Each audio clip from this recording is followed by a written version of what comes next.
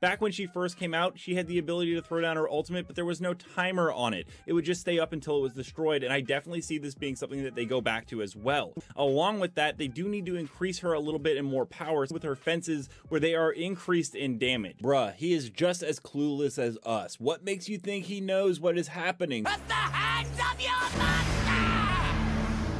master! You fool!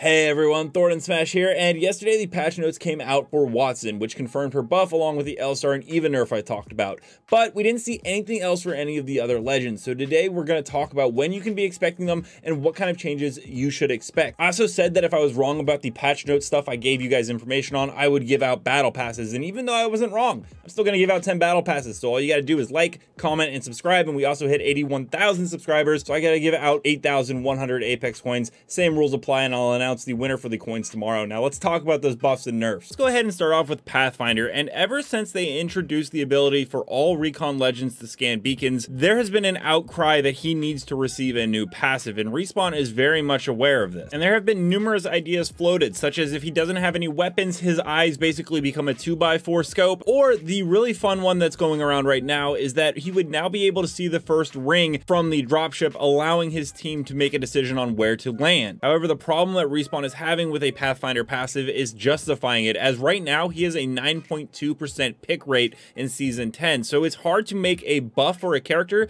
that is so widely regarded as a favorite. I do expect something to come into this, probably actually in the collection event of season 11. Respawn reps in a recent Q&A back in August confirmed that he will be getting an upgrade sometime in the future, so I do believe that due to it being just a passive upgrade, it'll come in a collection event instead of one of the big patches in the beginning of the season. Now the next one up is Crypto, and he should have actually received a buff alongside Wattson as he desperately needs it. He's the least popular legend with a pick rate of 1.6, and it makes a lot of sense when you consider that Seer and Bloodhound can also scan and are just way more viable for the general player base. He is being looked at and should be getting some improvements in the future. They're just not sure when they're coming. Maybe a way to use the drone on the fly, Respawn has said, but what is most likely happening is we won't see it until season 12, not at the collection event, and that's because once again they're probably going to tie in a big buff around the same season he gets an heirloom, which has been leaked in a couple of different fashions. Now there has been speculation that the crypto heirloom site data mined from human SAS might have something to do with crypto's heirloom, but I don't believe it has anything to do with it. I think it's something completely separate. I believe we will see crypto's Jicto, but I don't see us getting that heirloom until at least season 12, but I really think it will more likely be season 13. Then there is the Bangalore smokes, which a lot of players, including a very famous one, TSM Snipedown, said needs to nullify scanning completely. However, Respawn hasn't made any statement for or against that at all.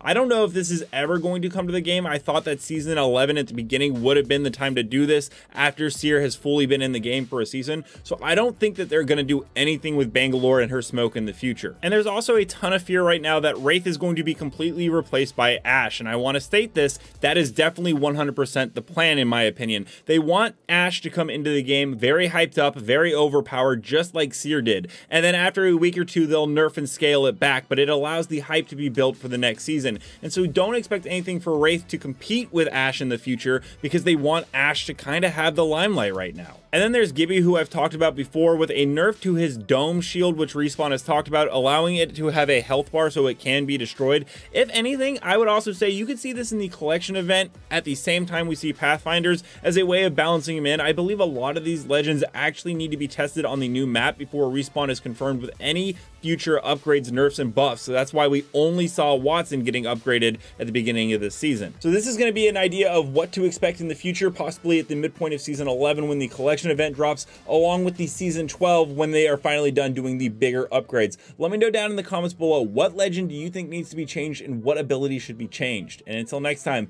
keep slaying in the Outlands. I'll see you out there.